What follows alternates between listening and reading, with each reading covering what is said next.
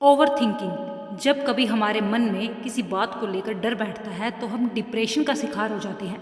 Depression का मूल रूप यही है कि एक ही बात को बार बार मन में रिपीट करना, जो हुआ ही नहीं उसके होने का डर पहले ही मन में बैठा लेना। इससे मुक्त होने का बस एक ही तरीका है कि किसी भी बात को मत पकड़िए, क्योंकि स्थायी कुछ भी नहीं है, सब परिवर्तनशील है। परिवर्तन का स्वीकार करके आगे बढ़ना ही बुद्धिमानी है।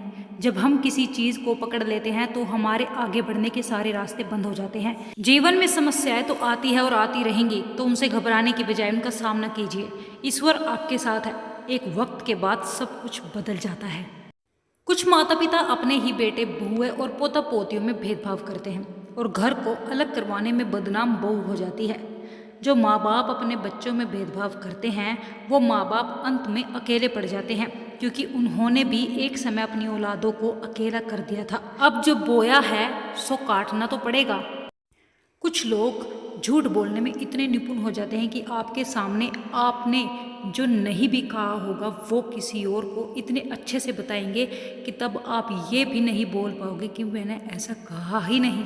और अगर ऐसे लोगों के साथ रोज रहना पड़ जाए तब तो आपको ही पता नहीं चलेगा कि आप क्या बोलते हो और क्या नहीं, क्योंकि तब तक ये लोग आपकी छवि पूरी तरह से बिगाड़ने का काम बखूबी कर चुके होते हैं। एक परिवार में एक शकुनी जैसा इंसान होता है जो परिवार में हर रिश्ते में दरार डालकर महाभारत करवाकर आखिरी में ये कहते हैं कि हम तो बस यही चाहते हैं कि सब मिलजुल कर रहे, लेकिन पता नहीं हमारे परिवार को किसकी नज़र लग गई है। अरे घर का भेदी इसी को कहते हैं जो रहता सबके सामने है पर कोई भी उसका विरोध नहीं करता, और आखिर में जब बात समझ में आती है तब तक पूरा परिवार बिखर जाता है। डिप्रेशन। डिप्रेशन को आने दो, प्रकृति का नियम है। जो आया है वो जाएगा, जो बनता है वह टूटेगा। आज रात है तो कल सुबह होगी, आज दुख है तो कल सुख होगा, आज पतझड़ है तो कल बसंत होगा। इसलिए डिप्रेशन को आने दो, यह अपने अंदर एक आनंद समेटे है, बस इसको आने दो। तुम इसके पास मत जाना और ना ही तुम इसका विरोध करना। तुम्हें कुछ नहीं करना, बस इसे आने देना है। जैसे आ रहा है उसे वैसे ही आने दो, देखते रहो। ये पहले बहुत दुख देगा, प्रारंभिक चरण में बड़ा दुख देगा, पर तुम इसे आने देना, इसका विरोध न करना।